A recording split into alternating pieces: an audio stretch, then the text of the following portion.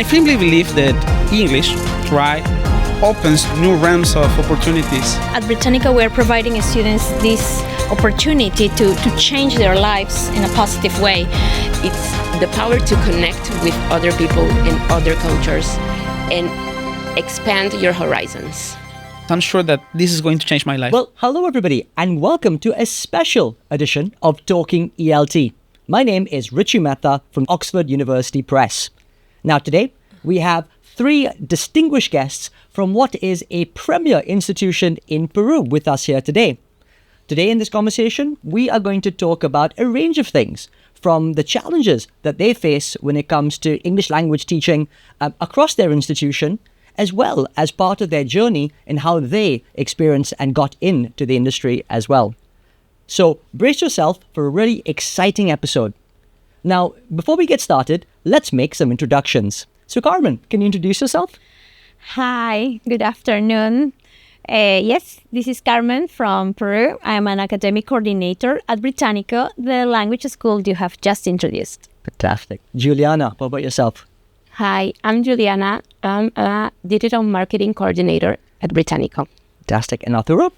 Well, I'm Arturo, as you said, and I work as a coordinator for the e-learning and special projects area of the Británico, as my friend Carmen said, the most prestigious language school here in Peru. I have to say, guys, I am really excited to be having this conversation with you because clearly you're experts in the field of English language teaching.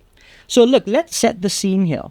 Tell us a little bit about what it's like to be working with what is a premier institution in Peru. Carmen, what do you think? Well, I've been working for Británico for quite a long time. Okay. It's been a little bit more than 20 years. So I have experienced the different changes that the institution suffered. And especially after COVID, after the pandemic, Británica grew in a very, very fast way. Okay. We launched the online system and it proved to be a success. And well, nowadays, obviously after COVID, we are thrilled to have our students back to the face-to-face, but we are in a coexistent environment with the online format. And we are thrilled to continue learning and to continue evolving and offering our students the best, the best possible service and that they learn English well. Fantastic. But we talk about students. Arturo, you were an ex-student at Británico as well. Yeah, actually, I was born and bred at Británico. I was a former student. And now I'm a coordinator, right? But prior to that, I was a student and then I was a teacher for about 10 years. And I firmly believe that English, right, opens new realms of opportunities and things to people that decide and made up their minds in order to start studying English. I mean, I'm a living proof of that. Perhaps can I tell you some information about that? Let's do it. So I started English. I started studying English at Británico like in 2006, right? And I picked up Británico because I know it was and it is the best English school in Peru. I started from Basic 1, which is the lowest level, right? At those times, my mom, it was a single mom. I used to live with my brother. So luckily, I had a chance to receive the support and in a way the sponsorship of my grandparents, right? Then time went by and it was the time for me to take my first international exam, right? Unfortunately, one was tight because my grandparents stopped working, so they couldn't keep helping me the way they used to do it. Fortunately, I passed this exam, right? And I was, I convincingly believe, as I mentioned before, that passing that exam was going to be a turning key point in my life because things that I could study to become a teacher at the Británico. And then just my main goal and my dream was to become an English teacher to work for the Británico, which eventually it happened, And well, now I'm a coordinator and I'm having this conversation with you right now here. What a wonderful journey to have been on through it. And of course comes with lots of challenges, which I'd love to get into. But beyond yourself and thinking about, say, your students who you're currently teaching, what do you think are some of the goals that they are trying to go after by learning English? I think that everything comes to getting better job opportunities and more chances to perhaps go abroad and study something different abroad because, Peru has nice, good quality of education. But come on, let's be honest, there are some other opportunities when you travel abroad. So, for instance, most of our students, have this idea that, well, once I finish the Británico, perhaps I will get a chance to go abroad, perhaps to the UK, and I don't know, follow a career. Yeah. And not only that, if I can add up, Please do. even in Peru, even if they do not want or they don't think they can get outside of the country, even inside of Peru, it is widely known that knowing English can improve your chances of getting a higher paid job, especially because we have a very big mining industry, and most of those big companies are international companies. So speaking English is key to be able to get a good job opportunity. Yes, and something, if I could add, something that has changed in the last years is the fact that the world has become somehow smaller. Globalization has made other destinations possible. No, things that in the past people would just see in a film have now become a reality.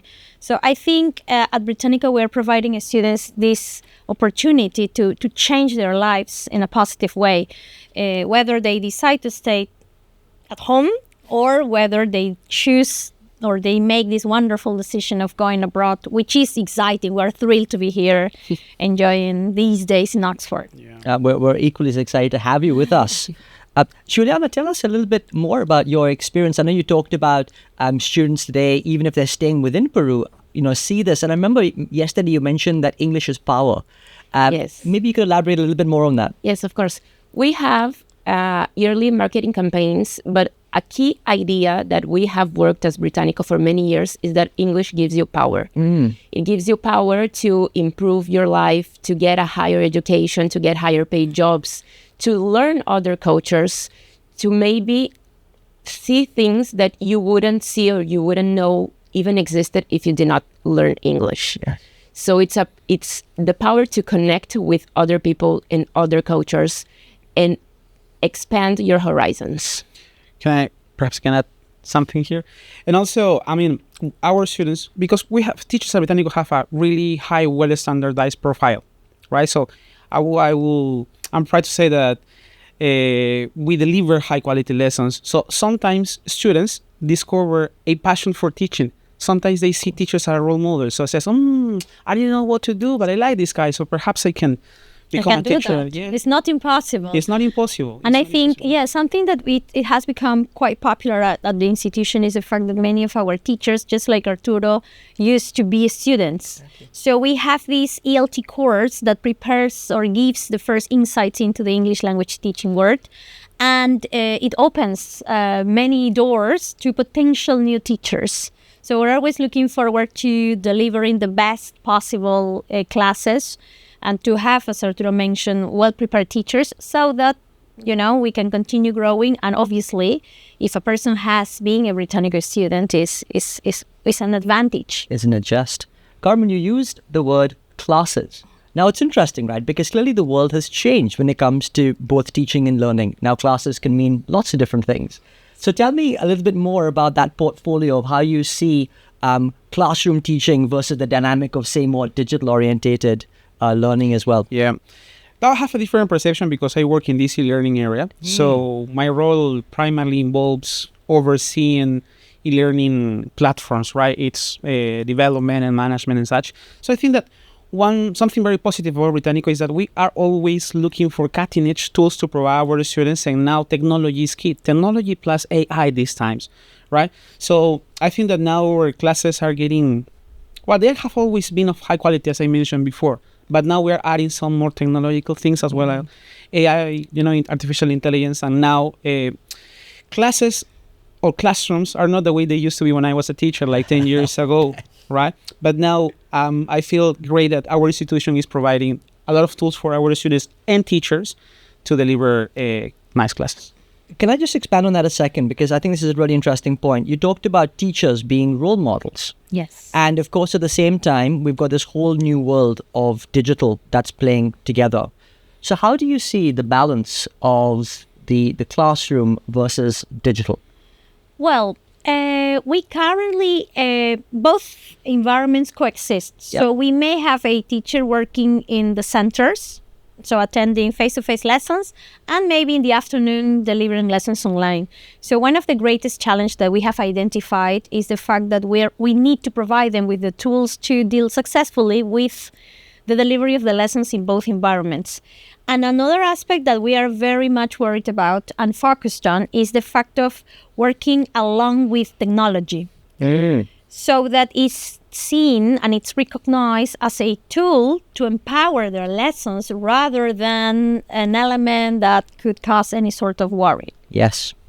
I think that's a really nice way of framing it, right? It's technology is the enabler to actually get much more savvy in that lesson time. Yeah, because the profile of our students has changed for sure. Juliana, talk about profile of students changing. I think this is really interesting because clearly as a marketer, you understand the changing nature of those target audiences and student profiles. Perhaps you can elaborate a little bit on the type of typical student that Britanico is attracting. Yes, of course. A lot of things changed during the pandemic. Before the pandemic, most of our students were actually college students. In Peru, there is a law that to graduate university, you need an English certificate. Yeah. So most of our students were usually college students looking to get their English certificate so they could graduate. And then came the pandemic, and now we have many new students enrolling each month, actually, and the profile has changed to the point that now most of our students are actually around 15 years old. So we are no longer talking to a college-age student who makes their own decisions and pay their own classes, but we're talking actually to young learners and their parents who make the decisions, who pay for the courses, and who actually take their children into the classes. So it's a different way to communicate because it's no longer the student themselves who want to learn because they need it or because they think it's important. It's actually the parents. They're making the decisions, and they are ingraining in their child the thought that English will change your life. It's better for you. It's something that you really should prioritize. And we get a lot of that, especially in Peru. We have many physical centers throughout the country. And some of them are actually in less privileged places. And we see families that save up just to send their child to learn English. Because there is this idea that English can change your life. So the parents will sacrifice themselves to give their children the opportunity to make a better life for themselves. Yeah, or to deal with the traffic just to get to the center. Yes. Yes, Lima has this thing with traffic, but yes, I couldn't agree more with what Julie has just said. The fact that it is fantastic that parents now identify the need that children or teenagers have in order to become potential better employees if they actually speak English. Yes, and it isn't an undeniable fact that this generation was born in technology, right? So we need also to help our teachers to get to discover. I mean, especially teachers from the old school. You know what I mean? Sure. So we need to help them standardize the e-learning skills. So that's why Britanico right now is offering a course for Britanico teachers that helps them standardize e-learning skills.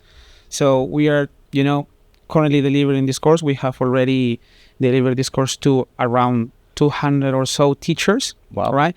And we do this because thanks to, this marketing campaign and this marketing analysis, we know that most of our students are school students. So they need technology because for them it's a common thing. They were born with that. So that's why also now we are, this course is called the CESPRIT course.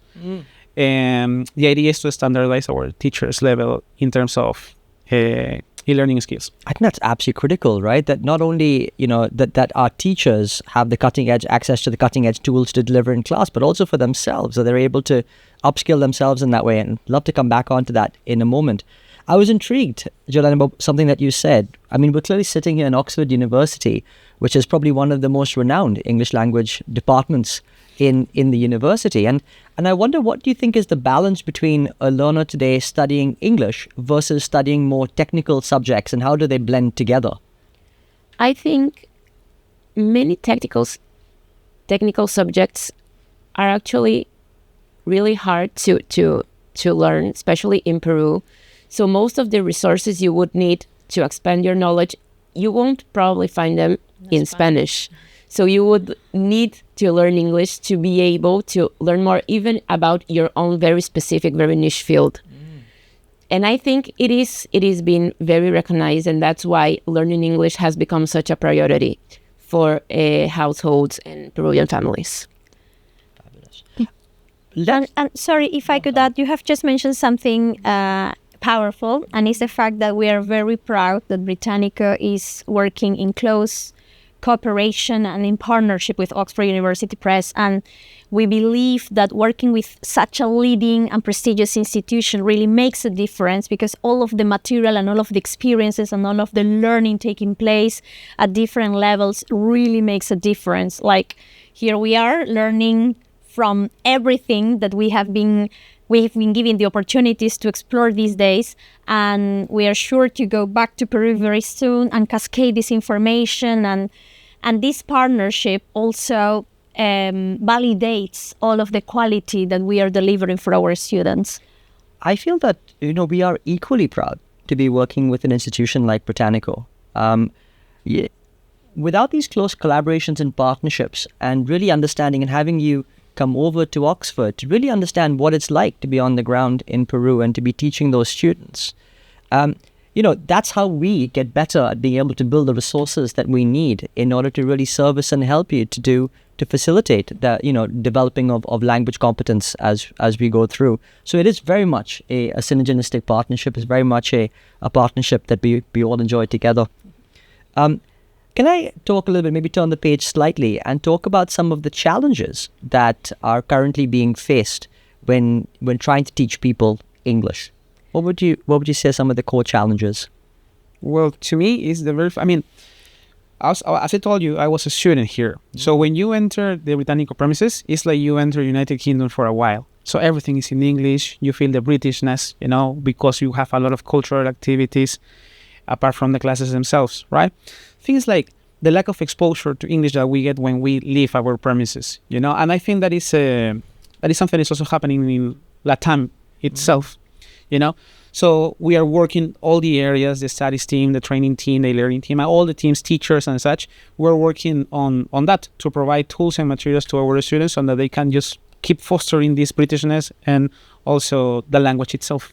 Yes, and if I could add to what Arturo has just said, I think it's very important, or it's vital important, the fact that we need to continue training our students so that they become responsible for their own learning process outside the premises of the institution.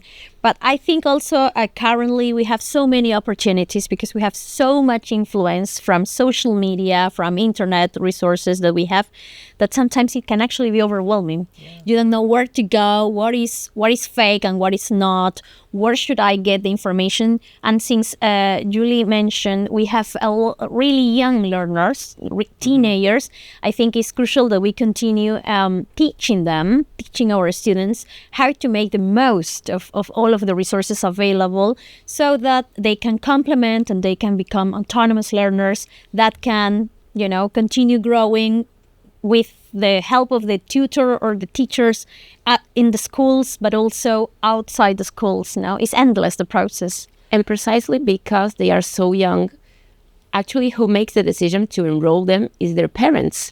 So the idea is to, yes, you are here because your parents took you here, but it's to motivate them and to create in them this love for learning and for English, actually. So they come not because they are obligated anymore, but because they want to.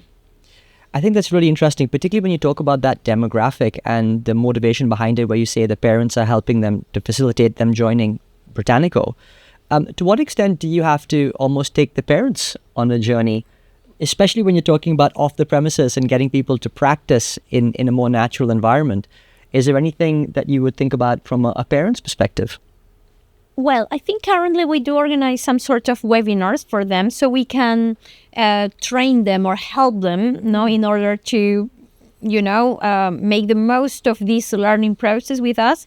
But another way in which we somehow connect with them is something that Arturo mentioned earlier, which is some of our cultural activities. Right. Británico is a lot more than just a language school. We are mainly 3 big core there. And well, apart from the language school, we have the Británico library, which we are very proud to say is the biggest collection of English books in the country. I hope there's lots of OUP books in there. Yes, absolutely. Sure thing. And then we have Británico Cultural, which is the cultural department or area. And many of the things that the Británico Cultural organizes are aimed at the society, are aimed at the community. So maybe as a mom, I am there, I leave my child in his or her class, but then I have the opportunity to join later with him or her in any of the there are countless activities that we have, like in terms of theater or galleries or art exhibitions or photography contests. Yes. There are so many options, so that it's not only that the class ends when your student or when your son or daughter finishes his or her lesson, but then we are part of a wider community. Yes, I mean, actually, my daughter herself studies at the Británico right now. So, but the approach that she has now towards studying English is different. I mean, she's studying English because she likes it primarily. Because of her own pleasure. She likes English. She likes singing in English. She likes series in English and such, right? And they also have this perspective of the parent, of a student of the Británico. So now I'm taking my daughter, for example, to classes on Saturday, but then we can go to the Britanico theater and watch a play, right? And when it comes to summer school vacations or holidays, we have these Britanico workshops, right? And everything goes around British culture, being spread all over our premises, And then just my daughter wants now to come to London one day, but not to study or such because she's very young, but because of the mere pleasure of being here, getting to know a bit more of the culture and stuff like that. So, and that's my perspective from a parent side of the story. I think it's great. I have to say that I'm so impressed by the fact that on the one hand, we've got this formal learning that takes place, very structured and very high quality, whether that be in the classroom, whether it be online, or a bit of both. But at the same time, you're also describing a much wider role that Británico is playing, whether that be in society from a cultural perspective, to really help people to practice their English skills in a more natural environment, but also be immersed in what it's like to be able to be speaking the language in a cultural context, in a cultural setting. I think it's a really holistic thought process when it comes to the world of learning. Yes, and I think nobody has mentioned this already, but we have this social responsibility department as well. Right. And they organize different activities in which, sometimes it's just the people at Británico doing that, but sometimes you can do that with families. And I think it's wonderful that we can, go and pick up rubbish in the beach with your family or with your colleagues, or start collecting things or fostering campaigns for abandoned dogs, which actually we have quite a lot, or cats. And this feeling of community is something that I am extremely proud of, because every time we really talked about the institution, is not only the prestige for the English lessons, but also for everything that it stands for. Just to keep on a bit more on the social responsibility topic, actually, this area of the Británico is working really hard to spread English or Britishness in many different ways to people that cannot get to afford perhaps tuition in our Británico actual premises. And one of their main projects was called Taller de Turismo, which is basically a workshop about tourism. Okay.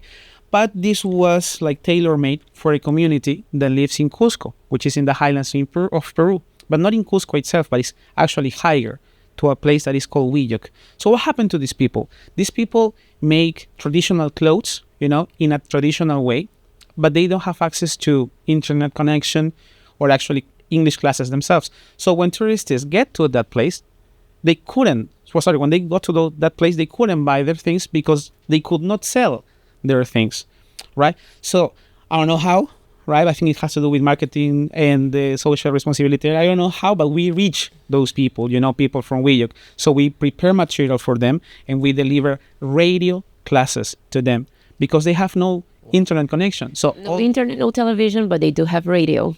So there was this big room where all people got together twice a week and they receive radio lessons. And then Británico teachers, I think twice every 2 months, went to Wiyok to deliver actual face-to-face classes, to place a test, and to check if everything is improving. And actually it was, because now these people is able to sell their products. So they don't need a third party in order to sell their products.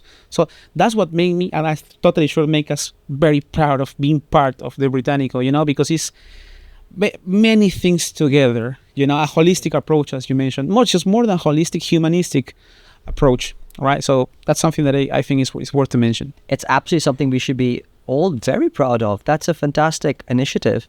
Can you tell us a little bit more about how you were able to reach some of those communities? The Social Responsibility Department of Británico, we receive petitions and letters and things like that from people who actually need it. And sometimes it's actually suggested by our teachers. They have a family member, or they went on vacation and they saw something, or they heard something from a neighbor or something, and they come to us and say, listen, I saw this opportunity and I think we as Británico can help. What can we do about it? So we try to work together with the ideas that come to us, and we sent the social department, some of their people went there, and it's very hard to reach because it's in the highlands, so you have to fly there, but then you have to take a train and then you have to take a bus. I almost died. Yes. The geography is very complex. So there was no way we could actually send someone very often. It wasn't possible.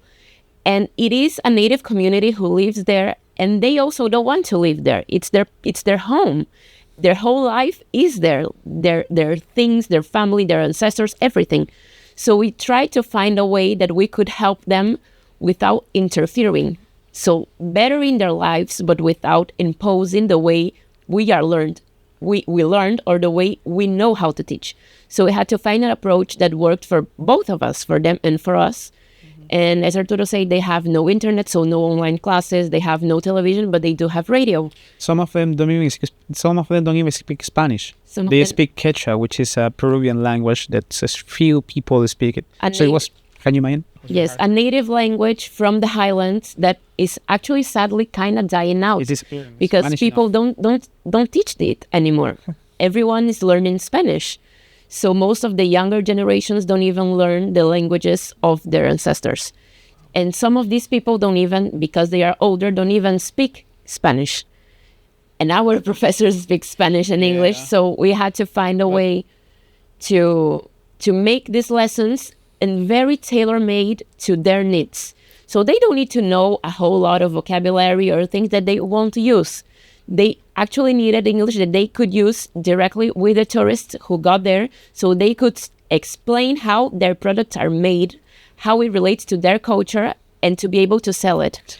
Shout out to our teachers, don't you think, guys? I mean, Yes, for sure. What a challenge, but they managed to do it because I mean, at the end of the program, we were supposed to hand in certificates, but they have to pass the exam, okay? Yeah. And practically all of them passed it. So I think that the effort that our teachers made, and the Británico itself, in the end paid off because now they have reached a certain level of sustainability, right? Now they don't rely on any... And something that I loved about it is the concept of fair trade, because the problem is that many times these communities which are scattered along the country, they make these wonderful products handmade, but then they don't find real or fair ways to sell them. So if there is a third party, that is the issue. Yeah. But now, since they can deal directly with potential customers, or even possibly in the long or short term, hopefully export their own things, then no third party might be involved, and therefore they will get a fair price for their job, which is usually done under really harsh conditions. Now, the geography, Peru is a wonderful country, but our geography, taking her words, is pretty complex. I can imagine. But you know what? It's such a great, innovative example that really fits in with Británico's mission. And I think that's at the core of this. And you think about the role that you're playing at the society level, communities, social mobility, and all of that facilitated when it comes to the world of English. And I think that's something that we should all be really proud of. Let me turn the page a little bit and come back to the thought about another challenge when it comes to our student base, which is around engagement, particularly perhaps more so in the online world. And I'd love to get your perspective about how you see and how you are able to use the technology and tools to improve on student engagement. Well, one of the things when you deliver online classes is, I've said the main challenge is to keep learners focused, paying attention to you at all times. Because when you're in a classroom, it's kind of easy because your body language, your tone and everything, you can make them pay attention to you. But when you're online, it's difficult, right? So I would say that happily and thankfully, our teachers are full of resources. So it was a challenge. I cannot deny that. Sometimes some learners didn't want to turn on the cams, sometimes the cams were on, but they were not there, right? But little by little, not just students, but also teachers got used to new technologies. And then I think in a way they reached awareness, and it was like, okay, you know what? It's teamwork. So I'm going to provide you the tools, and I'm in a way guarantee you that you will learn English, but I also need you to, make an effort, because I know it's hard. It's not the same as being in the classroom, but little by little, we raised awareness. Little by little, providing tools, Our teachers attended a lot of workshops regarding e-learning, teaching online and such. And in the end, we managed to have, again, high quality classes online. Wonderful. Cool. Do you have a perspective, Carmen?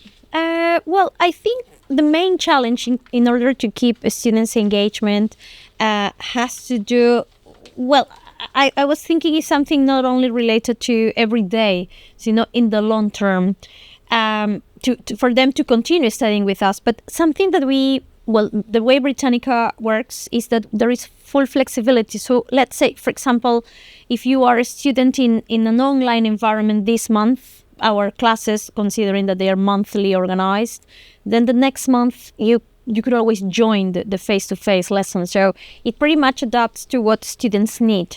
And this is the reason we always need to work with high-quality materials so that, the delivery of the lessons works well in both environments. That's critical. Yes. So let's think a little bit. Clearly, all of you have been on an English language journey yourselves. So Juliana, tell us, I think, you're originally from Brazil, and then you've been in Peru and gone back and forth a few times. So tell us a little bit more about your English language journey and travels. Yes, of course. So I was born in Brazil. My mother is Brazilian. My father is Peruvian. And he was living in Brazil. He met my mom. They had me and my sisters. And then when I was 10, my dad got a job opportunity back in Peru. So he sat down with the family and he said, okay, we're going to Peru for 3 years. Are you all okay with that? Okay, we went.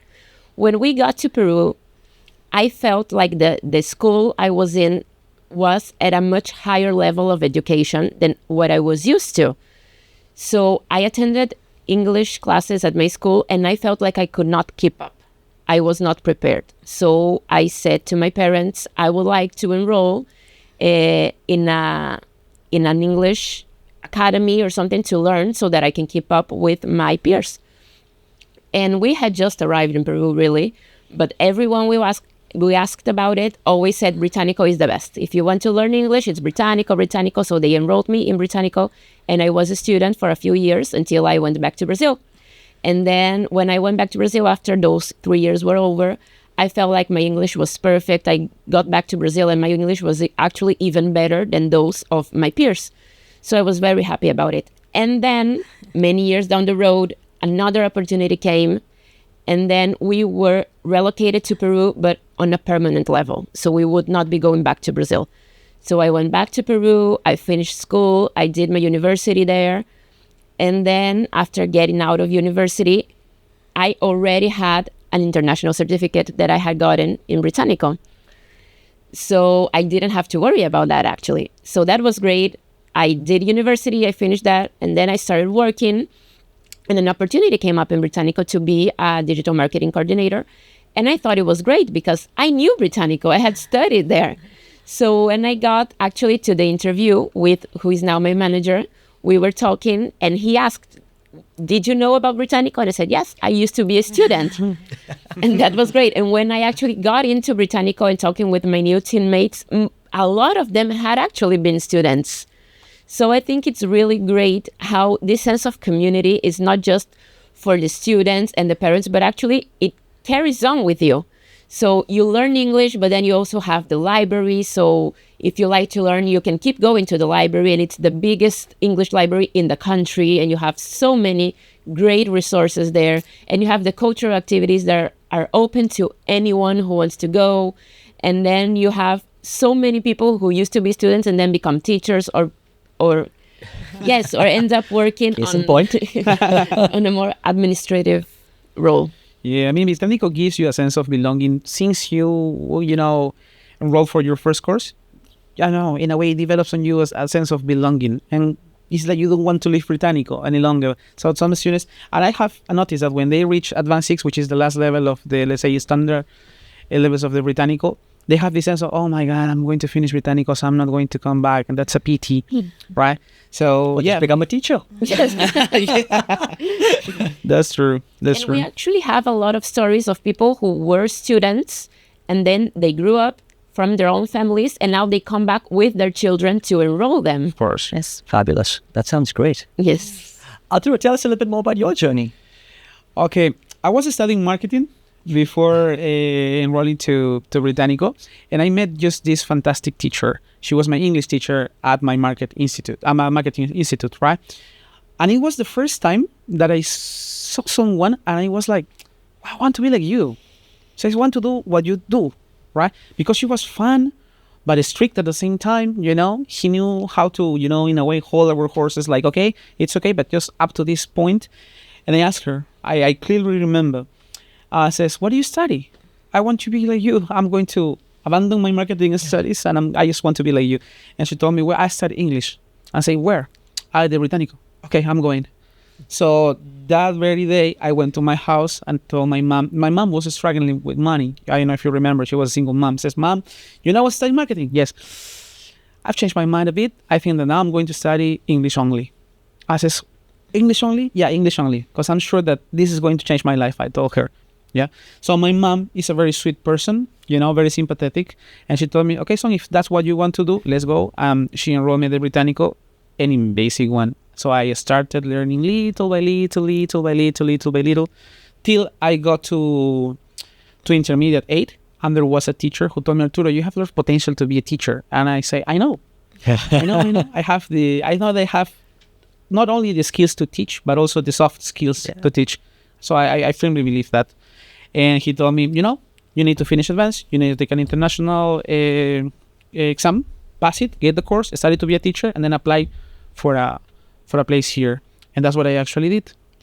I love the story and the journey, and especially when you talked about the skill sets required to be an effective educator and teacher of English language, going beyond just the technical aspects, but so much more about that softer skill development as well. I think that's really, really fundamental, and I can see it coming out in spades as well, Arturo. So I can see what makes you a good teacher. So there we are. Carmen, what about yourself? Well, my story is a little bit different. I went to You didn't study at Británico? basically I learned most of my English at school, but I did go to Británico to get my international certificates.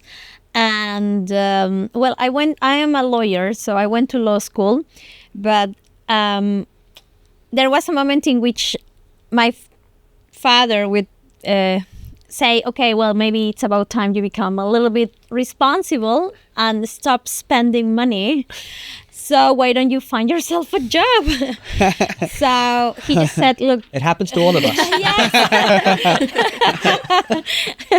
But I was so young. So what happened is that, he said, look, you went to your English is good, no? You learned well at school, and I really liked it. I was a keen reader. I would always go to Británico to I was a member of the library once upon a time. Mm-hmm. And he said, well, I've seen, or I think I'm talking about some years ago, so it was actually the newspaper that he saw, I think probably an ad saying that for people of high level of English or something. So that turned out to be the ad for the ELT course, or the English language teaching course, which was like a 6-month course. And so I remember he said, yeah, why don't you do that? But my idea was, oh, maybe I can work then in kindergartens like an assistant, because my road was low. So, well, I went I did the course, and I remember the first week probably I was like, I felt really lost, because it's one thing to know general English, but it's a very different thing to know, the skills that. But the person who was the tutor there, he still works with us. He's great. He said, no, just don't give up. Make it until the end of the month. So this is how I ended the course. And then they called me and they say, well, and I started really, really, really young. I was almost 19 when I started. And it was supposed to be like a part-time job, because I did have university, and law in Peru is around 6.5 years. But there was a lot of flexibility. They would respect my times at university, so I could go, let's say, early in the morning and maybe late at night. And the premise was very close to my place, so I could drive there without any problems. Right. And then, well, it's like when you finish law in Peru, you have to work for the government for at least 6 months. Is a must. So I wasn't sure whether to quit or not, but then I really liked it. So I said, yeah, well, maybe later. So in the end, when I finally graduated from university and got my law degree, I gave it as a present for my father, because I had decided that I didn't really want to work as a lawyer. So it's there. And I joined full time. So I started as a teacher. Then I became a deputy head of center for a while, which is administrative. Some of the staff members who run centers. And well, I've been academic coordinator in the studies team for the last 10 years. Gosh. Yeah, Richie. And I think that, all of our stories give you a wider insight of our students' background. You see, have pretty different backgrounds, different realities. Different reasons too. Different reasons, But, when they go to Británico, we are just all together, just one team. This sense of belonging keeps, being, increasing and increasing and increasing. And I think that's why we are so successful and beloved by our students. I have to say, I'm really inspired by all your journeys. I used to say it's so diverse and so different as to how all of you ended up in this position here today. I can't wait to come visit. It'll be great. It'll be really great to see it in action. Waiting for you. Absolutely. Super. Bottle of pisco is waiting for you. Oh, there we are. So we're coming on to our last segment and section. What I'm going to ask you to do is open up your crystal ball and talk a little bit about what we think is the future of our industry, and perhaps some of the trends that you are seeing, and where we think ELT is going. So who would like to open up and start with their thoughts? Okay, as I told you, I work in the e-learning department of our institution, and to me it's undeniably true that AI will keep growing. So I think that Latam in general needs to know that there's no reason to fear artificial intelligence. We just need to learn how to work with that towards our students' own benefit, right? So I think that in the future, AI will be a great assistant, but at no point or whatsoever will replace the human factor. So I think technology will keep growing. Perhaps we will provide better cutting-edge technology to our students, but always guided by a teacher. That's what I believe. You used the word human and humanistic before, and I think it really rings true when we're thinking about the future of even the way that we talk about tech-enabled, with human intervention, humans at the center of this. Imagine the language if there was no humans. The whole point of learning English is the interaction and communication with others. So I totally understand. Juliana, what do you think? Yes, I think Britanico is very good at providing flexibility for our students, and I think that's going to continue to grow. I do believe that is a trend that is going to continue, because our lives are so hectic, and it's going to always be like chaos everywhere. So I think the more you can adapt to accommodate the different needs of different students, the better. Because people learn at different paces, in different ways, with different tools. So I believe providing them with that flexibility to find their style of learning and to provide them with the support they need to keep on that journey, I think is going to be key, especially when technology makes it so the world is smaller every day. So now you see things and you get opportunities you never could have imagined a few years ago. So I think that's really important to keep growing with our students. I can just say how insightful, honestly, that thought is. I think it's critical that we really understand students and their needs and how they would like to learn. Yes. And so at the heart of all of that is flexibility. That's a great thought and suggestion. Thank you. Carmen, you can't say any of the two that have gone by, so you have to say something else. What do you think? Well, I think we will continue working or making the most of the teachers' expertise and all the experts that work with us. And I think something which was actually in the talk that we had with you, which I actually took a note of and I wanted to make a comment, is working with the people's or humans' expertise hand in hand with technology, but always keeping technology with all of its development, keeping the learner in the center. It's something that you mentioned yesterday, and I was so excited because I think in the future we're going to continue growing together, and I think we are going to continue being empowered. But what's going on here in this part of the world in terms of technology and innovation, and as I said, I love this idea of that everything that is taking place here has a person, which is for us the most important actor, the learner in the center. So if we continue making the most of the experience from the teachers or humans that work with the technology developed with the right sense and in the right way, I think the future of ELT is endless. And I couldn't agree more with Arturo, the fact that we will never, maybe, you never know, but teachers are there for a reason. Yeah, of God, yeah. And for so many reasons, both specific to that, what they're helping people with study, but also for so many other role models that they then create. I love that thought about learner centricity. I think that is absolutely core, and everything that we do at Oxford University Press absolutely is the start and end point is who are we trying to serve.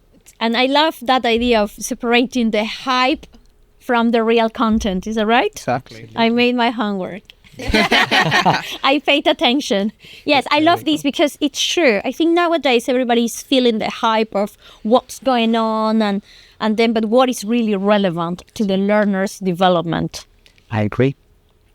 Can I just say how much I've really, really enjoyed this conversation? I've learned so much from this. Thank you. And it's been a real pleasure to talk to you here today. It's a pleasure for us. Thank you so much for having us. Yeah, thank you so much. Hope to see you soon one day.